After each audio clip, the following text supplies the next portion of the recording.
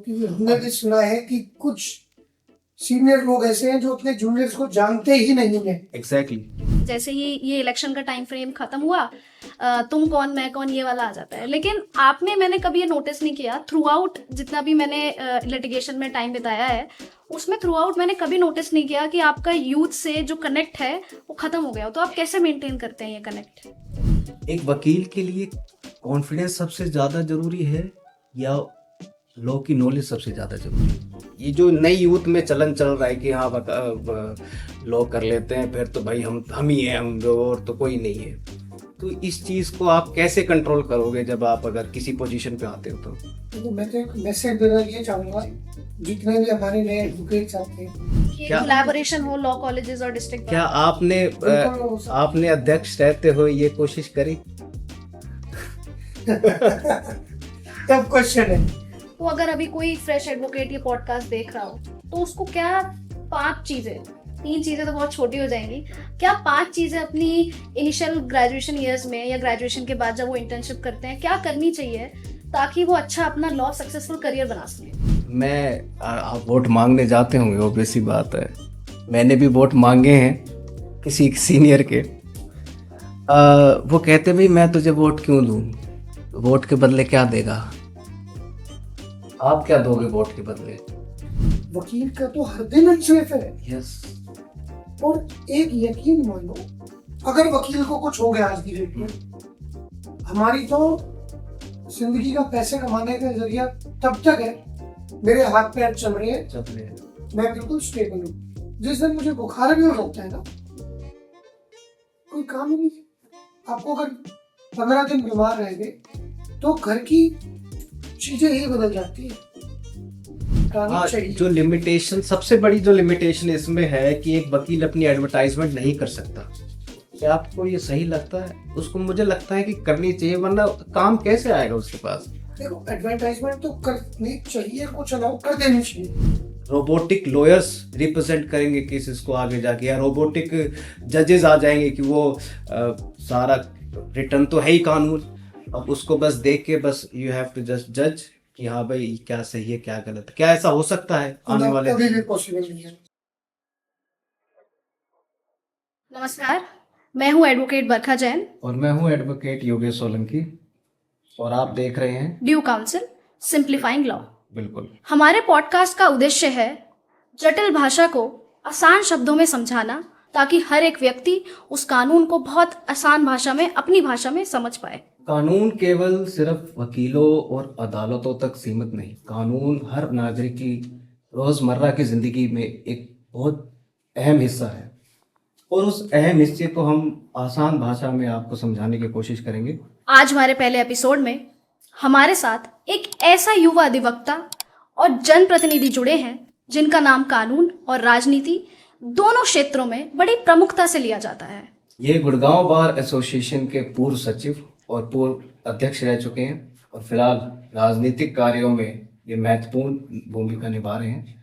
तो आज हमारे साथ है एडवोकेट निकेश राज यादव।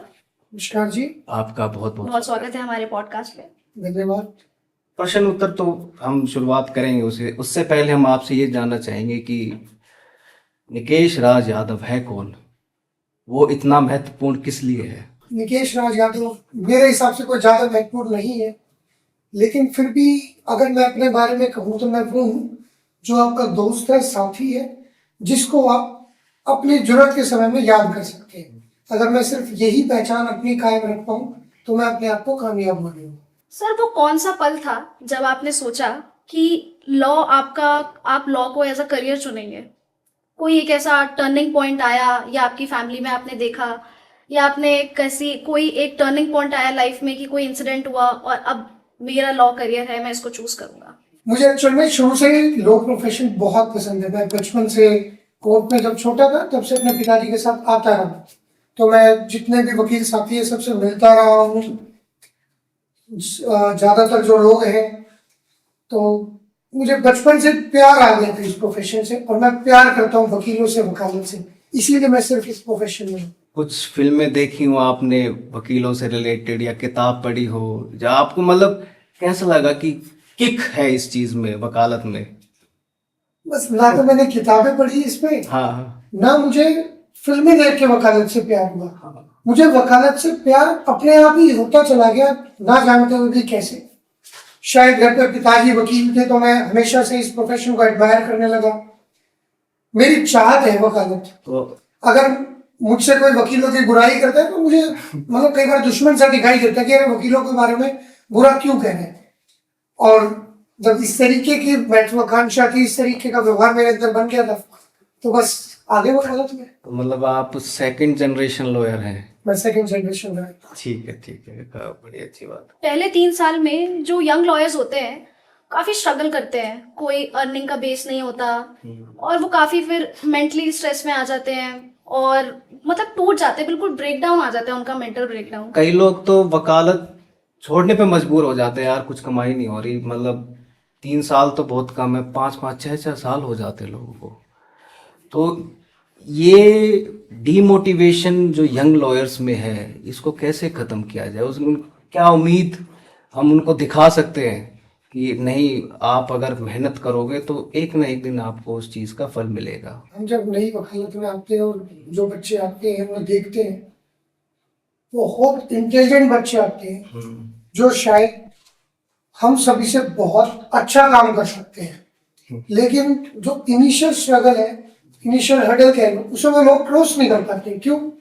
पीछे से सपोर्ट नहीं मिलता, फैमिली कहती है कि भाई तू क्या कर रहा है, और उसे भी 1 साल बाद, 1.5 साल बाद, 2 साल बाद ये लगने लग जाता है कि मैं क्यों आ रहा हूँ कोर्ट में। हाँ, उस समय अगर या तो उसका सीनियर अच्छा सपोर्ट कर दे या फिर बार काउंसिल की तरफ से अच्छा सपोर्ट मिल जाए तो टिक जाएगा और शायद वो बहुत लोगों से बेहतर काम कर पाए। आपको लगता है कि सीनियर्स हरासमेंट करते हैं, एक्सप्लॉइट करते हैं जूनियर्स का? है ऐसा? देखो, मुझे नहीं लगता। आपके भी जूनियर्स रहे होंगे, आप भी मेरे senior- जूनियर से नहीं, हाँ। मेरे जूनियर से मैं बहुत लगाव करता हूँ। अच्छा मेरे जो सीनियर थे उन्होंने मुझे बहुत प्यार दिया था। Okay. श्री एनसी जैन जी मेरे सीनियर रहे थे, तो उन्होंने हमें शुरू से ही वकालत करनी सिखाई थी। ग्रोथ के लिए जब हम उन्हें देखते थे, एडमायर करते थे, तो मेरे तो सीनियर मेरे भगवान जैसे हैं। उनके बेटे हैं श्री एनसी जैन जी के संजीव जैन जी। संजीव जैन साहब भी बहुत बहुत शानदार थे। आज भी उनसे मिलते हैं तो ऐसा लगता है, वैसे तो मैं उन्हें भैया कहता हूँ, लेकिन उनके पिताजी के साथ किए, तो हमारे गुरुजी की हमारी नजरों में इज्जत ऐसे पिता बराबर है, और एनसी जैन जी को मैं दादा की तरह मानता हूँ। तो इसको मैं थोड़ा सा 1 मिनट के लिए और एक्सटेंड करूंगा। आपने कहा कि शायद एक्सप्लॉयटेशन नहीं होता है। मैं भी फर्स्ट जनरेशन लॉयर जब मैंने शुरुआत किया था, चलो मेरे साथ तो नहीं हुआ, मैं क्या बताऊं, लेकिन साथी मेरे जो वकील थे वो कहते थे कि यार वो सीनियर तो हमें जानते ही नहीं है। वो एक के साथ इंसिडेंट हुआ, मैं बताना चाहूँगा। वो कोर्ट में डेट लेने गया, उसने डेट ले ली, जो जो आमतौर पर ले लेते हैं। तो सीनियर साहब आए, मैं नाम नहीं लूँगा उनका, उससे कहा भाई वो केस के बारे में बताओ, रीडर से पूछते हैं। तो उन्होंने कहा कि इसमें डेट किसने ले ली, क्या हुआ, ये है वो है। जी आपका जूनियर आया था। अब वो जूनियर भी आ गया पीछे से, उसने कहा ये जी इसने ली थी। ये कौन है, मैं तो नहीं जानता इसको। भरी कोर्ट में उस जूनियर के साथ ये सिनेरियो हुआ, और ऐसे कई सिनेरियो मैं जानता हूँ, अभी तो मैं खैर नहीं बता पाऊँ। तो ऐसे ऐसे किस्से होते हैं, ये होते हैं। तो इसकी रोकथाम के लिए क्या सर्कुलर आप बताएंगे, क्या बताना देखो, चाहिए? शायद ऐसे हो जाते हो कि हमने भी सुना है कि कुछ सीनियर लोग ऐसे हैं जो अपने जूनियर्स को जानते ही नहीं है। एग्जैक्टली। कई बार जैसे मैं जाता हूँ तो वो जाके कहते हैं यार मुझे इसका नाम ही नहीं पता। हाँ, मतलब उनका अपने जूनियर से कोई लगाव ही नहीं होता। लगाव होना चाहिए। अगर आपका जूनियर है तो आपका जूनियर नहीं है, ऐसा उसे अपना कलीग मानो, अपने एसोसिएट मानो, और उससे अगर लगाव करोगे तो यार वो ग्रोथ अपने आप करेगा, वो खुलेगा आपके साथ और वो आपके लिए बेटर परफॉर्म भी करेगा। मेरे साथ जो जूनियर्स हैं, एसोसिएट्स हैं, मेरे परिवार की तरह रखता हूँ, उनसे काम करवाता हूँ। और अगर किसी से, मैं सिर्फ उन्हें डेट लेने के लिए नहीं रखता, मैं 302 के केस में भी बेल में बहस करवा देता हूँ उनसे। अच्छा। और जो आते हैं बहस करके, 376 में बहस करके आते हैं, तो उनका एक कॉन्फिडेंस, एक अलग ही चार्म होता है। तब उनका वकालत के लिए प्यार बढ़ता है, उनका चार्म बढ़ता है। अगर मैं सिर्फ उन्हें तारीखों के लिए रखूंगा तो कभी वकालत से प्यार ही नहीं कर पाएंगे, क्योंकि तारीख लेने में तो मजे ही करते हैं। मजे नहीं आते बिल्कुल। मजे तो बहस करने की ना भाई, अभी हाँ। करने की। सर जैसे आपने अभी कहा कि आप अपने जूनियर्स को बिल्कुल फ्रेंड्स की तरह रखते हैं, तो मैं जैसे आप बहुत एक्सेसिबल हैं यंग लॉयर्स के लिए, कि मतलब आपको एज अ यूथ आइकन भी माना जाता है, क्योंकि मैं खुद as being a first generation advocate you have also help me a lot. तो ज़्यादातर लीडर्स जो हैं ये कनेक्शन बीच में रोक देते हैं, मतलब चला जाता है कि जैसे ही ये इलेक्शन का टाइम फ्रेम खत्म हुआ, तुम कौन मैं कौन ये वाला आ जाता है। लेकिन आप में मैंने कभी ये नोटिस नहीं किया, थ्रू आउट जितना भी मैंने लिटिगेशन में टाइम बिताया है उसमें थ्रू आउट मैंने कभी नोटिस नहीं किया कि आपका यूथ से जो कनेक्ट है वो खत्म हो गया हो। तो आप कैसे मेंटेन करते हैं ये कनेक्ट? ये जी मैंने कुछ लीडर चीज से मेरे साथ आई है। मेरी बचपन से आदत रही है सबसे मिलके चलने की। मेरे जो स्कूल के दोस्त हैं आज भी मुझसे, अगर मैं ये कहूँ कि 25 से 30% हमारे क्लासमेट्स तो उनसे कनेक्टेड हैं, तो एक अपने आप में बहुत बड़ी बात है। अब मैं चुनाव लड़ रहा हूँ तो जो मेरे साथ 4th क्लास तक मैंने जिस स्कूल में पढ़ाई की थी उसके 10-12 दोस्त हैं जिनका वकालत से कोई लेना देना नहीं है, और जो मीनवाइल मेरे साथ कभी नहीं रहे थे, वो आज मुझसे कनेक्टेड हो, मेरे लिए वोट मांग रहे हैं, मेरी सपोर्ट कर रहे हैं। मेरे स्कूल के यार दोस्त मेरी सपोर्ट कर रहे हैं। पूरी यूनिवर्सिटी में एमबीयू का पास आउट हूँ। एमबीयू के जो सीनियर्स हैं, जूनियर्स हैं, मेरे साथ के कलीग्स हैं, वो सब मेरे साथ लगे हुए हैं। मुझे नहीं पता मेरी बेसिक नेचर कैसे बनी, लेकिन ये मेरे नेचर में ही आ गया कि मुझे अच्छा लगता है बात करना। जैसे आप मुझसे मिलते थे शुरू से ही, तो मिल गई तो बरका कैसे हो, बरका योगेश कैसे हो, और अगर कोई मुझे बात कहता है कि सर ये हेल्प चाहिए तो मुझे अच्छा लगता है, बस उसी तरीके से हॉबी बनते चलेगी। और फिर मेरी एक सोच और रही है, आप इलेक्शन में हो, लड़ना चाहते हो, तो सिर्फ इलेक्शन के दौरान मिलके ना हो, हमेशा मिलके रहो। क्या बुरा है, अच्छा ही है कुछ ना कुछ। Exactly sir. इससे पहले एक बात चली थी कॉन्फिडेंस की। आपने कहा कि उनका कॉन्फिडेंस मेरे जूनियर्स का बढ़ जाता है।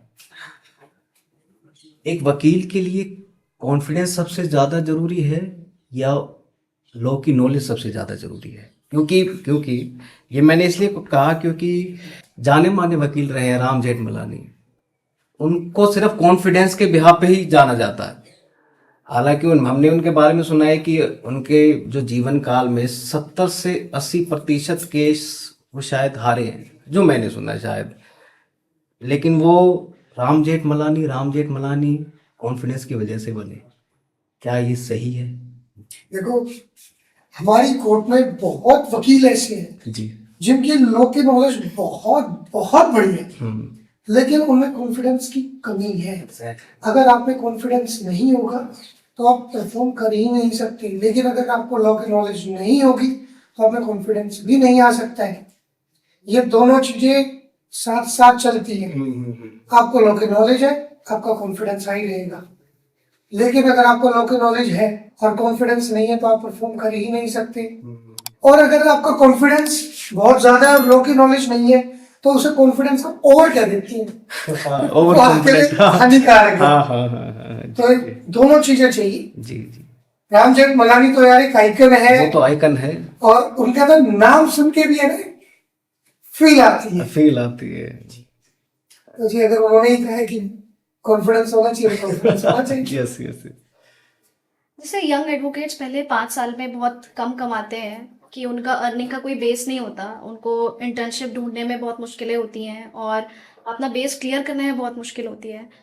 तो being a youth icon, being a advocate, senior advocate in a fraternity, आप इस चीज़ को कैसे एड्रेस करेंगे आगे जाके कि एक यंग एडवोकेट को, हर एडवोकेट को पेड इंटर्नशिप अपॉर्चुनिटी या मिनिमम स्टाइफंड की अपॉर्चुनिटी मिल सके? देखो, इसके लिए ना हम ये तो कर सकते हैं कि बार काउंसिल की तरफ से कुछ ऐसी स्कीम करें कि स्टाइफंड मिलना शुरू, बजाय किसी सीनियर को हम ये अप्रोच करें कि आप ही देने शुरू करें।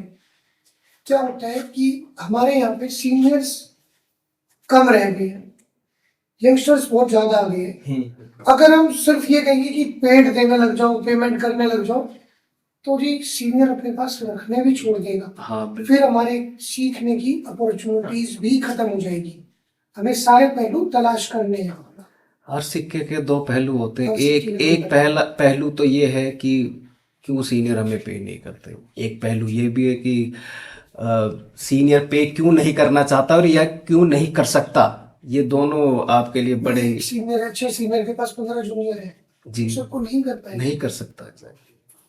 सर जैसा भी मुझे पता लगा कि आप bar council of Punjab and Haryana के इलेक्शंस कंटेस्ट कर रहे हैं, तो बेसिकली मैं ये जानना चाहती हूँ कि आप बताएं हमें कि एक बार काउंसिल का मेंबर क्या ड्यूटीज परफॉर्म करता है और क्या रिस्पॉन्सिबिलिटीज होती है उसके लिए, जिसके लिए इलेक्शन, क्योंकि हमें इतना पता है कि डिस्ट्रिक्ट बार एसोसिएशन है, दिल्ली बार एसोसिएशन के एडवोकेट का एजेंडा मैनिफेस्टो आता है, उनकी रोल्स एंड रिस्पॉन्सिबिलिटी आती है, लेकिन bar council of Punjab and Haryana का जो मेंबर अगर इलेक्ट होता है तो वो बेसिकली उसकी रोल्स एंड रिस्पॉन्सिबिलिटीज क्या होती हैं?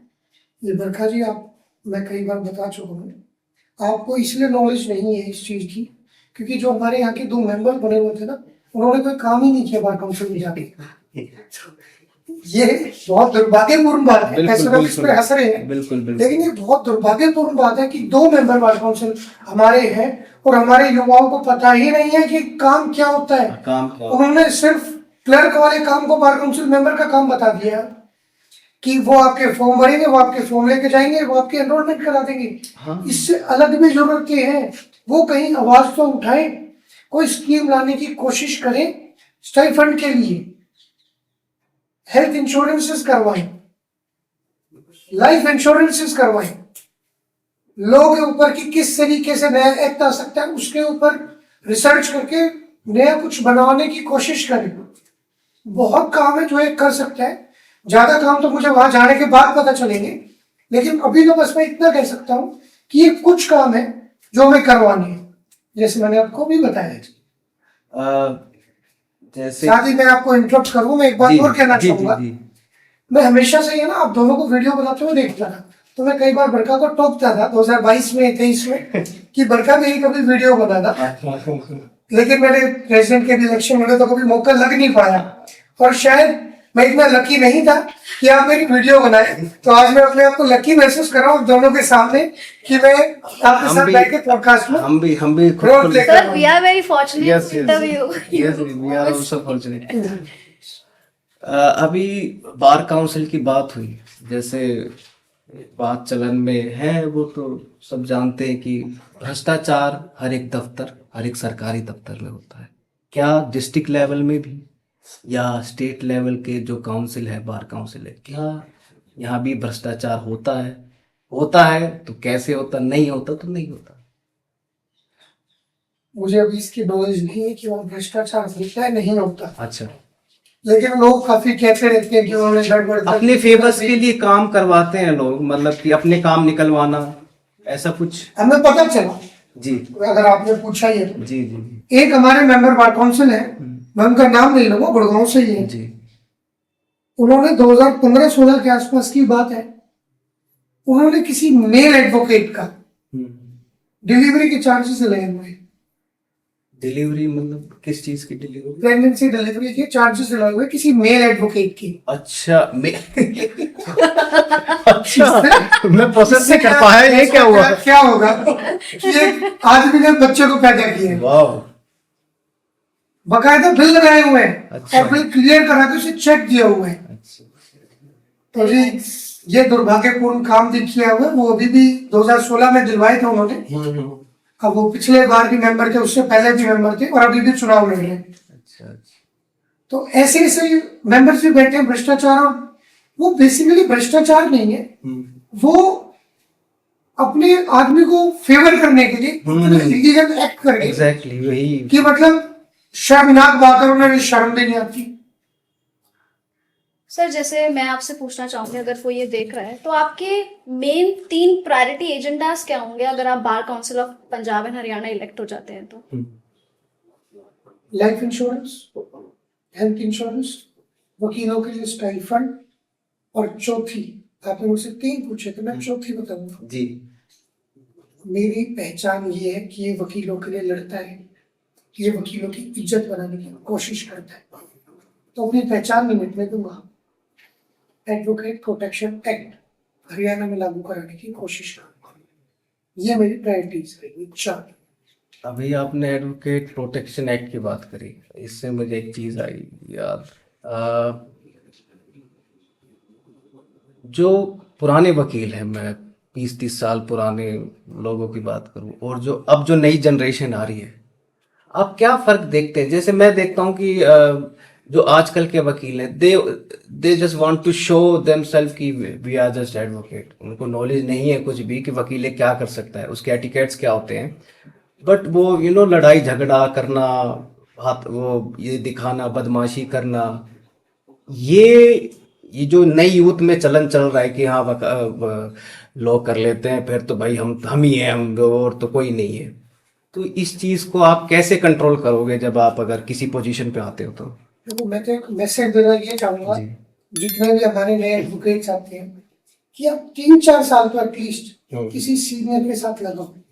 ये नहीं आज बैठे कल छोड़ दिया, परसों बैठे अगले दिन छोड़ दिया। किसी सीनियर के साथ 3-4 साल लगाओ, और लगाओ के साथ लगाओ। जो आपके सीनियर हो ये मान के चलो कि वो आपको अच्छा सिखाने की कोशिश कर रहे हैं। और इसी में सीनियर्स की एक बहुत बड़ी जिम्मेदारी बनती है। जी। युवा की इतनी जिम्मेदारी नहीं बनती जितनी सीनियर की जिम्मेदारी बनती है, ताकि वो अपने जूनियर को जो एसोसिएट आ रहा है उसे सिखाने की कोशिश करे, उसे अपनापन दे। अगर वो अपनापन नहीं दे पा रहा तो ये उसकी कमी है, जूनियर की कमी नहीं है। अगर आप इस तरीके से करेंगे, जूनियर को अपने आप ये लगेगा हाँ यार मेरा सीनियर इतना अच्छा परफॉर्म कर रहा है, मेरा सीनियर इस तरीके से व्यवहार कर रहा है, मेरा सीनियर ऐसे कर रहा है, तो मुझे भी वैसे ही करना चाहिए। तो यार धीरे धीरे वो चीजें अपने आप ही ठीक होके चल जाएंगी। जो भी नया वकील आएगा तो अपने सीनियर को देख के ही सीखता है। तो अपने घर में भी तो हम अपने पापा मम्मी को देख के सीखे हैं। जी। बाहर निकलते हैं तो अपने यार दोस्तों को देख के सीखते हैं। तो कोर्ट में हम सीखेंगे किसे देख के? अपने सीनियर को देख के। अगर हमारा सीनियर अपने सीनियर की रिस्पेक्ट करेगा तो हम अपने सीनियर की रिस्पेक्ट करेंगे। अगर हमारा सीनियर रोडों पे लड़ाई झगड़े करेगा तो हम रोडों पे लड़ाई झगड़े। एग्जैक्टली। जी। मेरे सीनियर वकीलों को बहुत लगाव करते थे। उन्होंने पहले दिन कहा था कि यार जो ये वकील हमारे भाई है, तो मैं आज वकीलों को लगाव करता हूँ। आप भी देख के सीखो।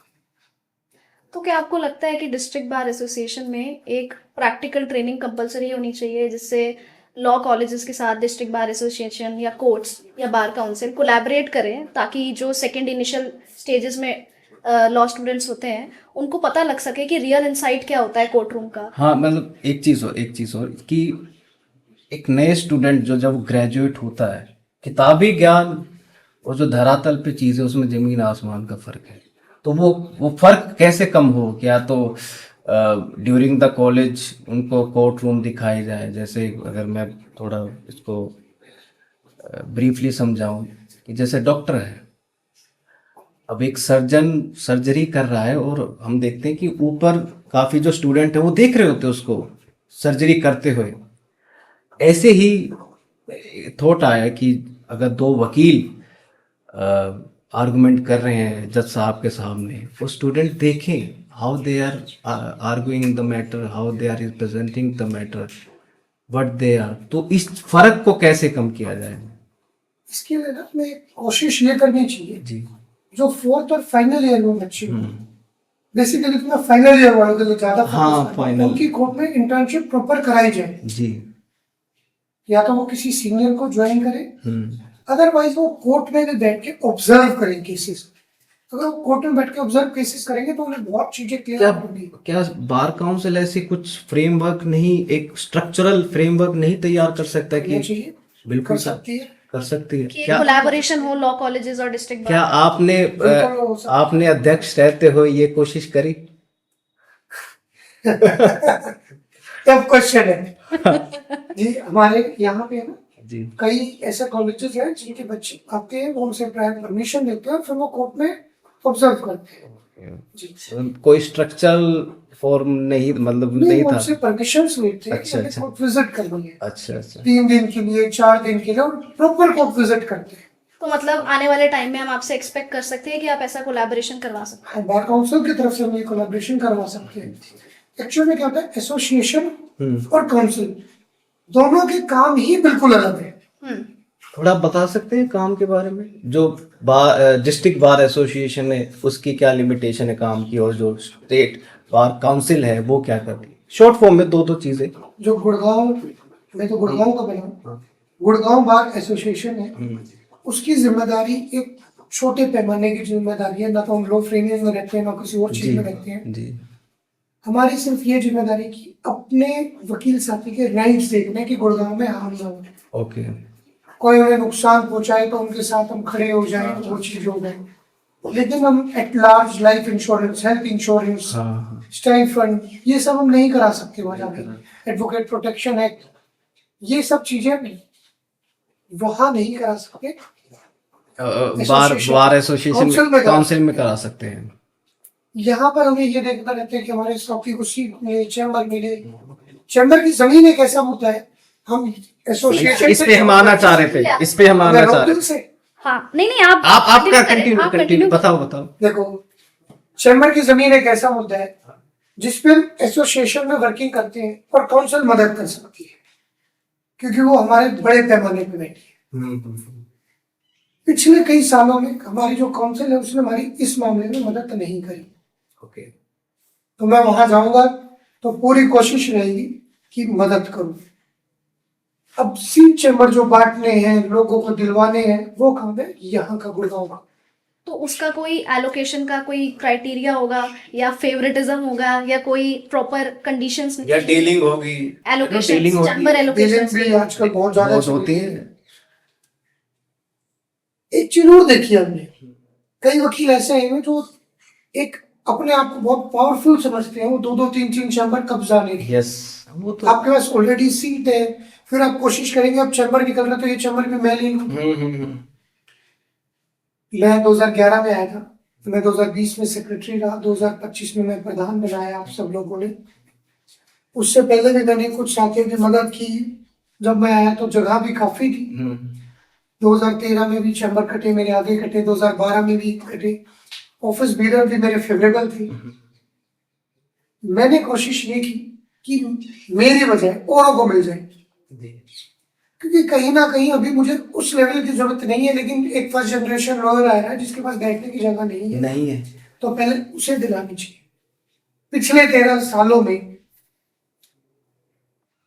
जैसे मैं 11 में तो आया था, 2 साल तो मैं इतना एक्टिव बच्चा नहीं था, आप जैसा ही था, लेकिन उसके बाद मैं ये विश्वास दिला सकता हूँ, जो भी सीट चैम्बर के मौके आए, मैंने कोशिश करी कोई ना कोई अपने साथियों को, वकील साथियों को उसमें दिलवाऊं, खुद ना लेकर, क्योंकि मेरा ये मानना है अगर मैं खुद लूंगा ना तो किसी ना किसी का हक मारूंगा। अच्छा जी, जैसे आपने बताया आप सेक्रेटरी थे, फिर आप प्रेसिडेंट बने, तो आपको एज अ लॉ करियर कैसे आप पॉलिटिक्स की तरफ टुवर्ड्स, हाँ, ये झुकाव कैसे ये आया? झुकाव कैसे लिया? और मतलब being a very senior advocate, then आप secretary, president, and now you are contesting for bar election, सबसे व्हाट मोटिवेटेड यू? बिकॉज हम ये देखते हैं कि इस फील्ड में जाना इट्स वेरी इमेंस प्रेशर, कि आज ये करना है, ये एजेंडा करना है, कि कोई छूट ना जाए, सबको एक साथ रखना है और अपने मैनिफेस्टो पे भी काम करना है।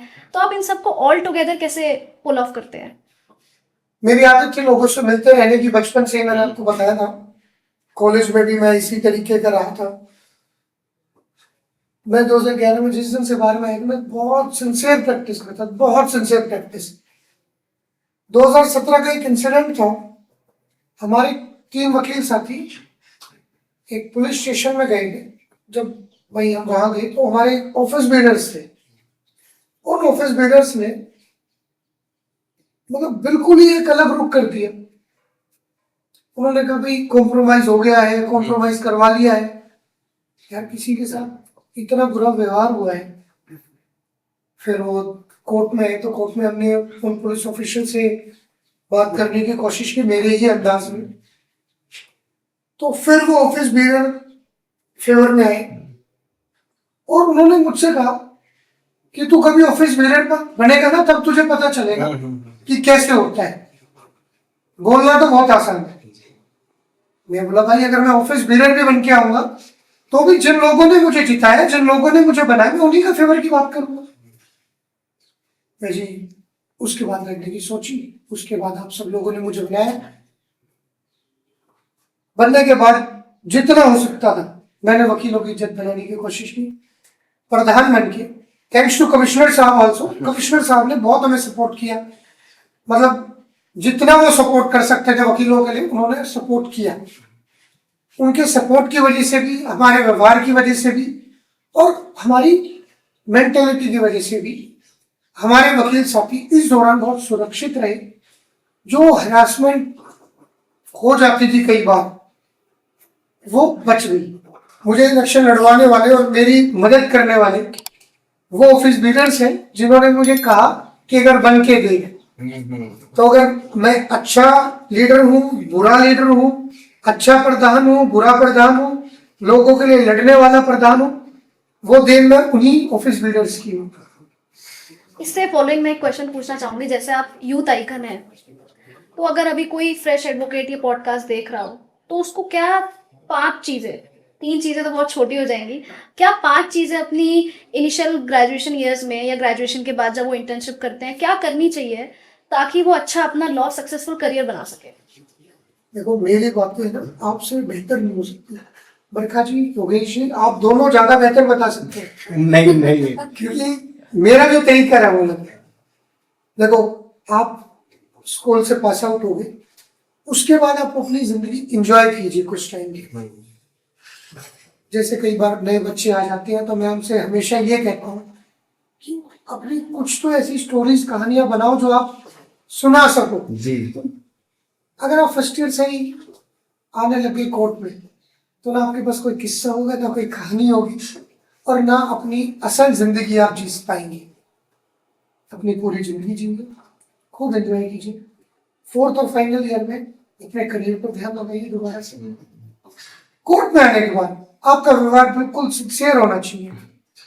आपको डेली पढ़ना है, डेली मेहनत करनी है। जिस सीनियर के साथ आपको एक एक केस पढ़ने की कोशिश करो, आप मेहनत करोगे, लगाव करोगे, आपको ही मैंने देखा कि आप बहुत सिंसियरली प्रैक्टिस करते थे। मैं जब आया तो मैं भी बहुत ज्यादा सिंसियरली प्रैक्टिस करता था।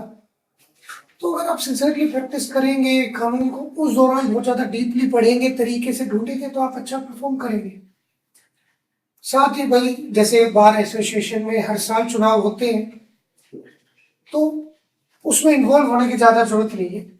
आखिरी 15 दिन अपने कैंडिडेट के लिए बहुत वोटें मांगो, दिल से मेहनत करो, लेकिन उससे पहले आपको बिल्कुल जरूरत नहीं है। मैंने आज ही मीटिंग ली है, फर्स्ट मीटिंग है हमारी, आज 1 मार्च को मैं पहले मीटिंग ले रहा हूँ अपनी टीम की, कि इलेक्शन में अब सब इकट्ठे होके किस तरीके से मेहनत करनी है, आपको डोर टू डोर करनी है, क्या करना है क्या नहीं करना। उससे पहले अपने को मीटिंग नहीं थी, उससे पहले सिर्फ इतना था कि आज यहाँ चल रहे तो चल देना बस, और वो भी कभी कभी। ज्यादातर तो यार मैं खुद ही वोट मांग रहा हूँ, क्यों किसी का टाइम और खराब करूँ। इलेक्शन में आपने, इलेक्शन की बात चल रही है तो हम एमपी के इलेक्शन देखते हैं, हम एमएलए के इलेक्शन देखते हैं। वो सब जानते हैं कि वो इलेक्शन कैसे लड़े जाते हैं, कितना पैसा खर्च होता है, कितना चंदा कहाँ से आता है, वो चंदा कहाँ लगता है।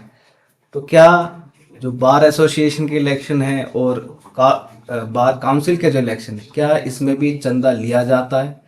क्या इसमें भी चंदे का कहाँ कहाँ इस्तेमाल होता है, वो आप जरा बता सकते हैं? आप नहीं बताएंगे तो फिर मैं पूछ ही लूंगा, पहले देख लेते हैं। क्या आपको चंदा मिला अभी तक? हाँ, मुझे इस बार मिले हैं। अच्छा। मुझे एक साथी थे, उन्होंने राय दी हाँ कि जो आपके क्लोज दोस्त हैं जी, उनसे आप नॉमिनेशन की फीस 1100 रुपए पर पर्सन। मैं भी अब एक एक के पास जाके तो रिक्वेस्ट करनी सकता था, तो एक जो मेरे पर्सनल ग्रुप था, मैंने उसमें मैसेज किया कि ये नॉमिनेशन मैं आपके पैसों से भरना चाहता हूँ। अच्छा। लेकिन कोई भी साथी 1100 से ज्यादा नहीं देगा। हमारी जी 1,25,000 नॉमिनेशन फीस थी, वो फीस में मेरे 1 भी रुपया नहीं लगा। अच्छा। साथियों के पैसों से भरा, और कुछ पैसे बच भी गए जो मैं इलेक्शन में थोड़ा बहुत यूज भी कर रहा हूँ। तो लोगों का प्यार बहुत मिला, और जो कहते हैं कि चंदे से इलेक्शन लड़े जाते हैं, तो मुझे लगा है यार, चंदों से भी इलेक्शन लड़े जाते हैं। अच्छा, एक चीज I want to take care हाँ, एंड बिल्कुल। Thank you so much sir, बहुत ऑनेस्टली आंसर देने के लिए, because many leaders hide these things कि नहीं नहीं ऐसा कुछ नहीं होता, हम खुद करते हैं। So I want to really मतलब take a moment to applaud you for this honesty. Thank you so much sir कि इस ट्रांसपेरेंसी को मेंटेन करने के लिए, कि अभी भी लोगों का विश्वास जो लीडर्स हैं, पॉलिटिकल लीडर्स हैं, उन पे बना रहे। अच्छा, थैंक यू। एक चीज इसी से जुड़ी और मैं पूछना चाहूंगा, एक चीज और। कि भाई आप वोट मांगने जाते होंगे, ऑब्वियस सी बात है, मैंने भी वोट मांगे हैं किसी सीनियर के। वो कहते भाई मैं तुझे वोट क्यों दूं, वोट के बदले क्या देगा, आप क्या दोगे वोट के बदले? यार मैं तो भरोसा दे सकता हूँ कि आपके लिए खड़ा रहूंगा। मेरे पास जैसे आपने बताया कि एक दो लोगों के फोन आ जाते हैं, हाँ हाँ हाँ हाँ हाँ जी ये मैं तो आपके साथ खड़ा हो सकता हूँ। जी। ये चीजें आप और लोगों से डिमांड कर लो। डिमांड्स आती है कुछ डिमांड, लोगों हाँ की। मैं बहुत डिमांड limited लोग डिमांड हैं, ही पूछना चाह रहा था बहुत मैं। लिमिटेड लोग हैं हाँ जो डिमांड करते हैं। अगर मैं कहूँ गुड़गांव कोर्ट में, तो अगर हमारे कोर्ट में 5,000 लोग प्रैक्टिस में हैं, हाँ। तो 200-150 लोग हैं जो कह देती हैं, उससे अलग लोग नहीं। और 200 में बहुत बहुत ज्यादा बोल रहे हैं, बहुत ज्यादा। अगर मैं कहूँ वो 200 का आंकड़ा आप बहुत कम बता रहे हो, ज्यादा है। फिर वो मुझसे नहीं टकराए, उन्हें पता चल गया क्या कि ऐसे नहीं है। इस चीज पर रोकथाम लग सकती है? नहीं। बिल्कुल लगनी चाहिए। मैं तो बार काउंसिल से रिक्वेस्ट करूंगा कि इस चीज पर रोकथाम लगाए। पिछली बार चुनाव था, चुनाव के दौरान हम इलेक्शन लड़ रहे थे, तो लेडीज को, स्पेसिफिकली लेडीज को, हर कैंडिडेट से गिफ्ट बांटी। हाँ, गिफ्ट्स, पेन्स, डायरीज और पता नहीं डायरीज, कप बोतल्स, वगैरह। ये वो। हाँ हाँ हाँ। एक कैंडिडेट ऐसा था प्रेसिडेंट का हाँ। जिसने कोई गिफ्ट नहीं बांटा, वो था निकेश राज वो यादव, निकेश राज यादव। जो जीता था। जो जीता था। गिफ्ट से कोई वोट नहीं नहीं बिकती, नहीं टूटती। बिल्कुल। ये वकीलों की वोट है, ये इन भीखों से नहीं टूटती। आप बहुत गलत व्यवहार कर रहे हैं। ये चीज देके लेने वाले को भी शर्म आती है लेने में। यार मुझे अगर कोई ये कहे कि ये चीज पकड़, यार मुझे तो मतलब इतनी शर्म आ रही है कि मैं बोल भी नहीं सकता। अगर बड़का जी आपको ही कोई कहे कि ये डायरी पकड़ो और मुझे वोट दे देना, नहीं sir, obviously it would be very embarrassing at that moment. Embarrassing moment। आप सबके सामने ऐसे डायरी, सर मुझे वोट दे देना। ऑब्वियसली अगर मैं आपको जानती हूँ, आपने कुछ अच्छे काम करे हो, आपका कनेक्ट हो, तो obviously I would vote for you. अगर आप बेकारी को कमर उड़ा के फोटो खींच लेंगे ना, वो दुआ नहीं देगा। ये तो वकीलों की वोट है। वो तो हर कभी एक बदल की एक सेल्फ सकती है। रिस्पेक्ट है। हम ये उन्हें डाउन करने की जो कोशिश करते हैं ना, ये बहुत गलत है। कुछ एक लोग हैं जो कर देते होंगे, मैं उन लोगों पे भी कमेंट नहीं कर रहा हूँ। मेरे पास भी जो फोन आए, मैंने अपने क्लियर कहा है, बोले जी हम आपकी वोट दे देंगे, ये कर दो। मैं तो आपके लिए लड़ सकता हूँ, आपको जरूरत होगी आपके साथ खड़ा रहूंगा। जो साथ नहीं खड़े होंगे ना इलेक्शनों के दौरान, आपसे आ रहे हैं, उन साथ को जो मांगना मांग लो। मेरे से तो आप ये भरोसा ले लो कि इलेक्शनों के बाद जो 5 साल का टेन्योर रहेगा, इसमें आपके साथ होगा। जैसे मैं अपने पर्सनल एक्सपीरियंस से यहाँ बताती हूँ। जैसे हमने भी जो ये डिस्ट्रिक्ट डीबीए के इलेक्शन थे, उसमें हेल्प करी थी एडवोकेट्स की।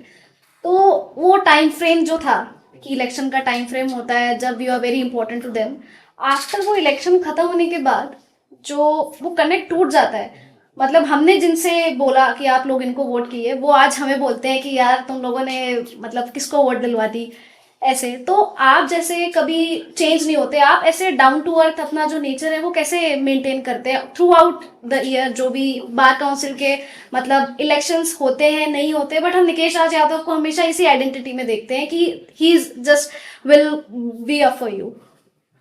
मैम जब आप स्कूल में लड़ते हैं, कॉलेज में लड़ते हैं, वो लड़ते हैं आप अपने दम पे। अब मैं प्रधान बना, मैंने किसी से रिक्वेस्ट करी, ये तो है नहीं मैं अपने घर में वोट रखता हूँ, अपने घर से वोट लाई और मैंने डब्बे में डाल दी। एग्जैक्टली। वर्षा मैंने आपसे रिक्वेस्ट करी, प्लीज मेरे वोट देना। मैंने आपके हाथ जोड़े हैं योगेश जी, हाथ जोड़े हैं। जो सीनियर्स हैं मैंने उनके पैर पकड़े हैं कि सर प्लीज मुझे वोट देना, सपोर्ट करने मेरी। अगर आप किसी के आगे हाथ जोड़ रहे हो, पैर पकड़ रहे हो, रिक्वेस्ट कर रहे हो, आप हाथ पैर जोड़ना हटा दो। आप वोट मांगने के लिए रिक्वेस्ट तो करते ही हो, अपने काम गिनाते हो कि मैं आपके लिए ऐसा रहूंगा, आपके लिए ये करूंगा। और जीतने के बाद आप उस पावर को अपने सर पे बैठा लो कि ये पावर तो मेरी है। तो ये तो आने जाने चीजें हैं, ये चीज मुझे समझ में आ गई। बस इतना ही फर्क है उन कैंडिडेट्स में और मुझ में कि ये आने जाने चीजें हैं, ये आपकी दी हुई ताकत है जिसको मैं यूज कर रहा हूं। और जिनकी दी हुई है उनसे नहीं लड़ सकते आप।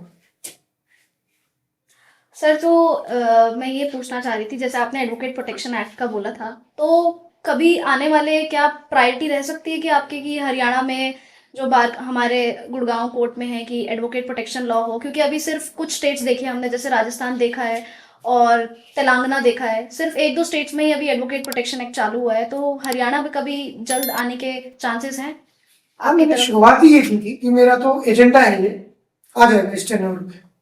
प्रोटेक्शन तो जरूरी है। क्या वकील खतरों से घिरा नहीं रहता हमेशा? बिल्कुल गिरा रहता है, वकील का तो हर दिन अनसेफ है। यस। और एक यकीन मानो, अगर वकील को कुछ हो गया आज की डेट में, हमारी तो जिंदगी का पैसे कमाने का जरिया तब तक है, मेरे हाथ पैर चल रहे हैं, चल रहे हैं। मैं बिल्कुल स्टेबल हूँ। जिस दिन मुझे बुखार भी हो जाता है ना, कोई काम ही नहीं। आपको अगर 15 दिन बीमार रहेंगे तो घर की चीजें ही बदल जाती है। तो इस चीज का तो हमें बहुत ध्यान रखना पड़ेगा। इसलिए जो हमारी पॉलिसीज है, हेल्थ इंश्योरेंस, लाइफ इंश्योरेंस, साथ ही एडवोकेट प्रोटेक्शन एक्ट बहुत बहुत बहुत ज्यादा जरूरी है। मतलब अब चलो, जब तक एडवोकेट प्रोटेक्शन एक्ट नहीं आता, और अभी तो नहीं है लागू, और पता नहीं कब तक होगा, महीना 2 महीना साल, उस वक्त तक कैसे हम वकीलों की सुरक्षा करेंगे? मतलब क्या, मतलब हम टेम्परेरी कुछ ऐसा कर सकते हैं? कुछ है आपके मन में टेम्परेरी? तब तक हम लोगों को एक रहना पड़ेगा। हाँ। एक रहकर ही इन चीजों से जूझा जा सकता है, ठीक किया जा सकता है। अगर हम एक रहेंगे तो जो वकीलों की एकता की ताकत है उसकी तो मिसाल दी जाती है। अगर हम एक रहते हैं तो तब तक के लिए हम कवर अप कर लेंगे, जैसा कि हमने यहाँ गुड़गांव में करके दिखाया है। जैसे हम देखते हैं जो इनिशियल ईयर्स में जूनियर्स आते हैं उनकी अर्निंग का सोर्स ज़्यादा होता नहीं है, तो जो वो साइड इनकम करते हैं या कोई भी साइड इनकम करना, क्या वो आपके पॉइंट ऑफ व्यू में एथिकली सही है? हाँ, मतलब क्योंकि वो अपना घर कैसे चलाएगा जब उसके पास पैसा नहीं आ रहा, तो वो साइड बिजनेस कर रहा है। वो हमने सोचा है कि सोचा क्या, वो जैसे जो नए जवान वकील होते हैं वो साथ में बैठ के बात कर रहे होते हैं, चलो वकालत तो चलती रहेगी, कुछ चाय की दुकान खोल लेते हैं या कुछ और खोल लेते हैं, कहीं एक इनकम सोर्स तो बने, वकालत तो चलती रहेगी। इसका ये चीज नहीं आनी चाहिए, मुझे ऐसा लगता है। देखो, कुछ ना कुछ अमेंडमेंट करनी चाहिए जी। पहले के जो लोग थे ना, वकालत एक बहुत ही बड़ा प्रोफेशन था, जो बहुत बड़े बड़े लोग जमींदार होते थे, हाँ, बहुत हाँ, पैसे वाले लोग हाँ, होते थे, वो इस फील्ड में आते थे। Yes yes. लेकिन अब एक आम आदमी भी इस फील्ड में आ रहा है, तो सरकार को कुछ ना कुछ अमेंडमेंट्स करनी चाहिए। जो लिमिटेशन हमने लगाई हुई थी वो कुछ लिमिटेशन हटानी हाँ, चाहिए। जो लिमिटेशन, सबसे बड़ी जो लिमिटेशन इसमें है कि एक वकील अपनी एडवर्टाइजमेंट नहीं कर सकता। क्या आपको ये सही लगता है? उसको मुझे लगता है कि करनी चाहिए, वरना काम कैसे आएगा उसके पास? देखो, एडवर्टाइजमेंट तो करनी चाहिए, कुछ अलाउ कर देनी चाहिए, क्योंकि अब जब नए युवा आ रहे हैं उनका नाम तो कोई जानता नहीं जानता, तो कौन देगा उन्हें केस? वो कब तक जब तक वो अपना नाम ही नहीं एडवर्टाइज कर पाएंगे, कौन देगा उन्हें केस? वो रेफरेंस के, मतलब वो कब तक वेट करते रहेंगे, कब कोई किसी को बताएगा भाई फलाना वकील है, तुम उसके पास जाओ। रेफरेंसेस तो आपकी अभी बन ही नहीं सकते, नहीं बन सकते, वही तो दिक्कत रेफरेंसेस है। तो समय के साथ बनेगी, समय लेकिन लगेगा उसी 10 के साल। साथ एक कोशिश ये भी करनी चाहिए कि कुछ इस तरीके के अमेंडमेंट हो, आप एडवर्टाइज करें लेकिन उस एडवर्टाइज को खिलवाड़ ना करें। जैसे आप कई इंस्टाग्राम स्टोरीज जरूर देखते हो, मतलब शर्म आ जाती है कि यार वकील किस तरीके की रील्स हाँ, वगैरह ये बना रहा तो है। ये वो शर्मनाक है। बार काउंसिल को उसका ध्यान से देना चाहिए और उन पर एक्शन लेना चाहिए जो इस तरीके के रील्स। तो मतलब आप फुल फेवर में नहीं हो एक वकील को, एक 100% उसको वो मिल जाए, एक्सेस मिल जाए कि वो खुद को एडवर्टाइजमेंट नहीं, डिग्रेड ना करे प्रोफेशन को, डिग्रेड ना करे। हाँ, ये प्रोफेशन तो हमारा प्यार है, हमें कोशिश ये करनी चाहिए हम अपने अपने आप को तो एडवर्टाइज कर लें। अब मैं इलेक्शन लड़ रहा हूँ, मैं इलेक्शन अपने आप को अच्छा दिखा के तो लड़ूंगा, बिल्कुल। या मैं अपने आप को बेकार दिखा के अपने प्रोफेशन डिग्रेडेशन से क्या मतलब है? आप थोड़ा इलेबोरेट करें उसको। आप कई बार रील्स देखेंगे, वो हाँ। वकालत का मजाक उड़ाते हैं, वकालत पे इस तरीके के जोक्स वगैरह दिखाते हैं, खुद वकील, हाँ, प्रोफेशनल एडवोकेट्स, हाँ, हाँ, वो आपको केस लेने के लिए कोर्ट की चीजें ऐसी दिखाते हैं, मतलब बहुत चीजें अजीब व गरीब दिखाते हैं। ठीक है मतलब उन कि चीजों की लिमिटेशन होनी चाहिए। एक फ्रेमवर्क हो कि you are just telling who you are, what you can do. आप ये बताएं कि आप एक अच्छे एडवोकेट हैं, आप ये करते हैं, आप इस फील्ड में महारत हासिल है, हाँ। कुछ केसेस आपने किए और किए हुए उनके हैं। बारे में अच्छा बताएं। तो ये आप बार काउंसिल के लेवल पे इसमें कुछ कर सकते हैं, कुछ कोशिश है? लंदन लाने की कोशिश करूंगा, ये दुआओं का तो काम ही तभी मिलेगा। तो ये स्टेट बार नहीं, काउंसिल स्टेट बार के हाथ में भी है, ये बीसीआई के हाथ में बीसी है। के हाई के हाथ हम में। रिकमेंडेशन भेज सकते हैं, और जब हम रिकमेंडेशन अपनी तरफ से भेजेंगे तो बहुत बार काउंसिल्स ऐसी है वो इसे पॉजिटिवली करेंगी सपोर्ट। ठीक है। ये तो एंडोर्समेंट का खेल है। हाँ। जैसे अभी एआई का दौर चल रहा है और एआई बहुत सारे ड्राफ्टिंग को, रिसर्चिंग को, सबको रिप्लेस कर रहा है, तो आपका क्या पीओवी है, पॉइंट ऑफ व्यू है इस पे कि जो यूथ एडवोकेट्स आ रहे हैं फ्रेशली ग्रेजुएट होके, कि क्या वो मतलब वो लॉ करें नहीं करें, क्योंकि वो तो रिप्लेस हो जाएंगे, क्योंकि मुझे लगता है कि जो फ्रेश लॉ ग्रेजुएट्स हैं उनको रिसर्चिंग और उसके लिए रखा जाता है, ड्राफ्टिंग के लिए, बट एआई जब आ रहा है, जैसे हार्वी आ गया, क्लॉड आ गया, हम देख रहे हैं कि वो 1 सेकंड में हमारा काम कर सकता है। ड्राफ्टिंग हो जाती है सेकंडों में पूरी एप्लीकेशंस की, केस फ्रेम की। तो इससे मतलब कैसे क्या करा जा सके इससे कि यूथ मतलब डिमोटिवेट ना हो एआई से? एआई हमारे प्रोफेशन के लिए बहुत बहुत डेंजरस है।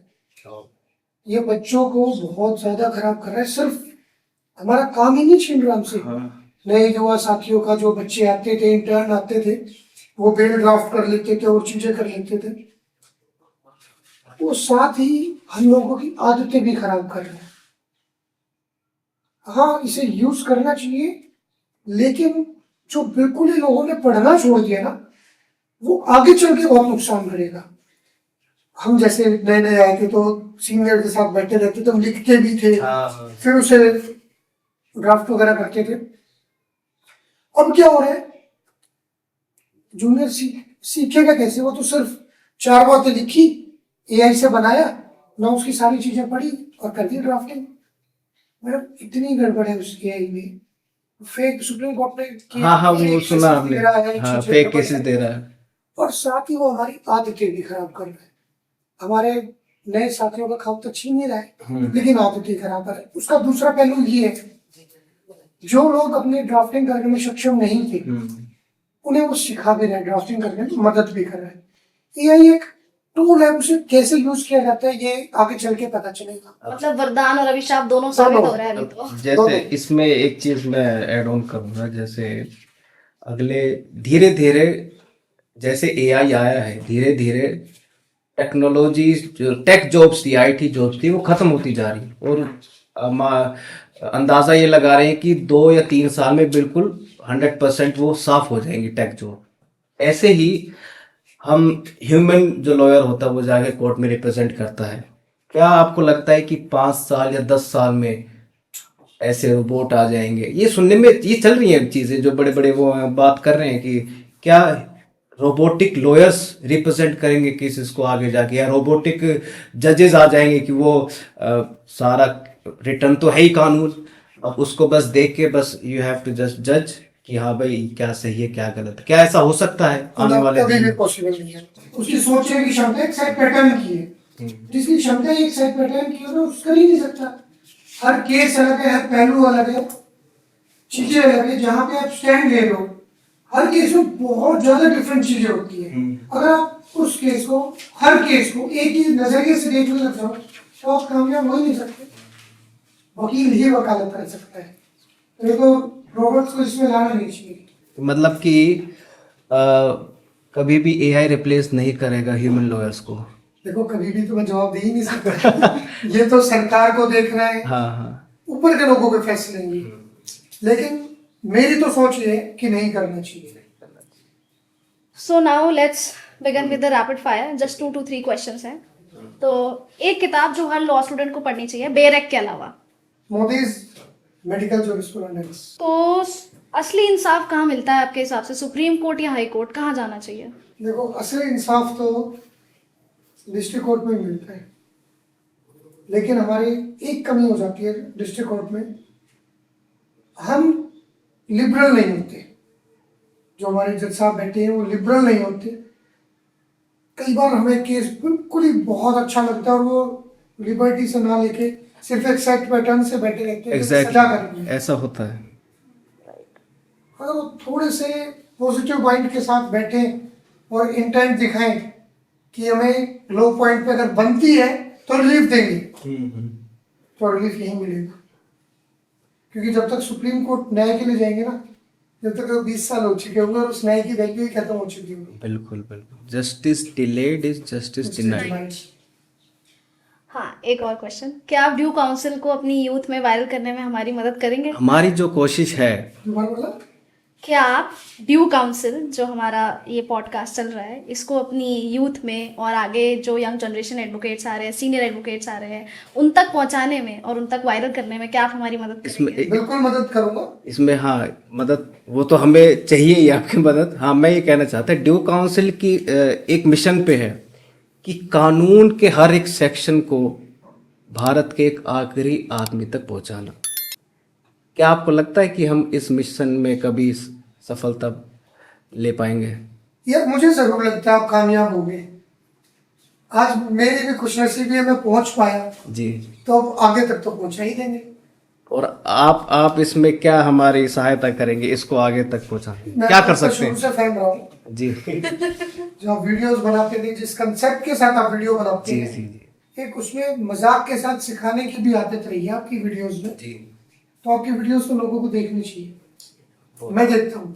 बहुत बहुत शुक्रिया। Thank you so much sir. अगर कोई आप सीनियर एडवोकेट के पास अप्रोच कर रहे हैं और आपके पास सिर्फ 2 से 3 मिनट है उनको ये बताने के लिए कि आप bar council of Punjab and Haryana में कंटेस्ट कर रहे हैं और आपके ये एजेंडाज हैं, तो आप कैसे उन 2 से 3 मिनट में आप किसी बहुत अल्ट्रा सीनियर जिनके पास ज़्यादा टाइम नहीं है उनके पास गए हैं, उनको कैसे बताएंगे अपना मैसेज कि मैं ये कर रहा हूँ और मैं ये करने वाला हूँ और ये मेरे एजेंडा है? देखो, अगर वो गुड़गांव के हैं तो उन्हें मुझे बताने की जरूरत नहीं है कि ये मेरे एजेंडा है और मैं क्या कर सकता हूँ, वो भली बात ही जानते हैं।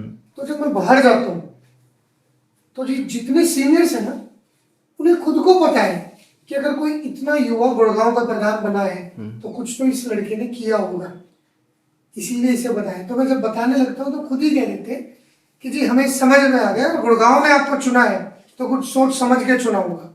साथ ही कुछ काम जो मुझे करने हैं, जैसे एडवोकेट प्रोटेक्शन एक्ट हुआ, हेल्थ इंश्योरेंस हुआ, मेडिकल इंश्योरेंस हुआ, तो इन लोगों के बारे में, इन चीज़ों के बारे में साथियों को बताता हूँ। पॉजिटिव वो लेते हैं और मेरी बात को सीरियसली सुनते हैं, क्योंकि गुड़गांव में अगर इतने सीजन लॉयर ने मुझ पर भरोसा किया है, इन युवाओं ने मुझ पर भरोसा किया, तो कुछ सोच के ही किया होगा। राइट। तो एक लास्ट क्वेश्चन,